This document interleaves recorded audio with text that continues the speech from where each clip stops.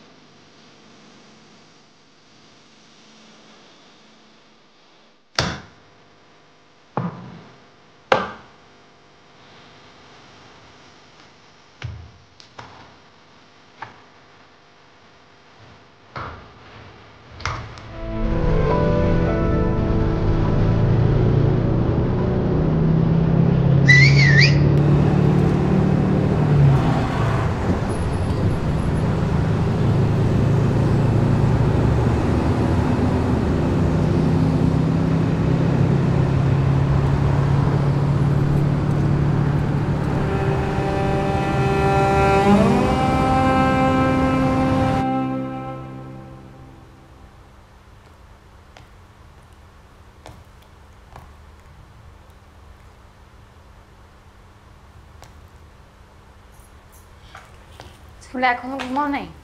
যে মেয়ে রাত একটার সময় বাসায় আসে তার বাবা মার চোখে ঘুম আসে? আসলে বাবা ওই আজকে চুপ! আমাকে আর একটা কথা বলবি না। এটা কি কি এটা?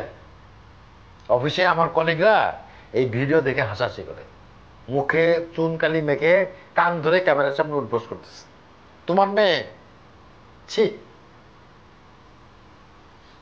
এটা তো অভিনয়ের অংশ, সিনেমার দৃশ্য এটা। এই সিনেমা সিনেমা সিনেমা সিনেমা এই অভিনয়ের ভূত যেদিন থেকে মাথায় ঢুকছে সেদিন থেকে সব শেষ। না হচ্ছে লেখাপড়া, না আছে কোনো আদব কায়দা। পাড়ায় আমি মুখ দেখাইতে পারি না, আমার তো একটা সম্মান আছে।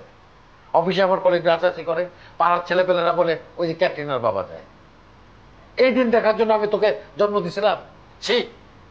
আমি তো জন্ম দিতে বলিনি, তোমরা আমাকে জন্ম দিছো। আমি বলছিলাম প্লিজ আমাকে জন্ম দাও, আমি দুনিয়াতে আসতে চাই। আমি বলছিলাম, তোমরা আমাকে আনছো। এখন আমার যা ইচ্ছা আমি তাই করব।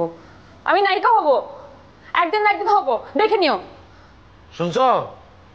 হ্যাঁ, তোমার মেয়ের মুখের ভাষা শুনছো? অভিনয় করতে গিয়ে যাদের সাথে মেশে তাদের কাছ থেকে এই সমস্ত ভাষা শিখছে। আর মিডিয়ায় কোনো ভালো মানুষ আছে? সব শয়তান, ক্যারেক্টারলেস, তাদের সাথে মিশে। তাদের কাছ থেকে শিখি নাই, বাচ্চারা বাপ মায়ের কাছ থেকে শিখে। তোমরা শিখাইছো আমাকে। তিথি, খুব বাড়াবাড়ি হয়ে যাচ্ছে। এই বাড়িতে থাকতে হলে তোর বাবার কথা মতো থাকতে হবে, এর কোনো বিকল্প নেই। এই বাড়িতে থাকতে হলে বাড়ি কার? উনার কেয়ারটেকার হিসাবে বড় মামা আমাদেরকে থাকতে দিছে, বুঝে যাইও না। চুপ কর তুই, চুপ। তোমার লাইফে পেয়ে আজকে এই অবস্থা। খবরদার ওরে আর একটা টাকাও দেবো না। আর যদি শুনি চলে তুমি টাকা দিছো, আমার টাকা আনতে হবে না বলে দিলাম। বাধ্য করে বাড়িতে পেরে মুখে মুখে তর্ক করে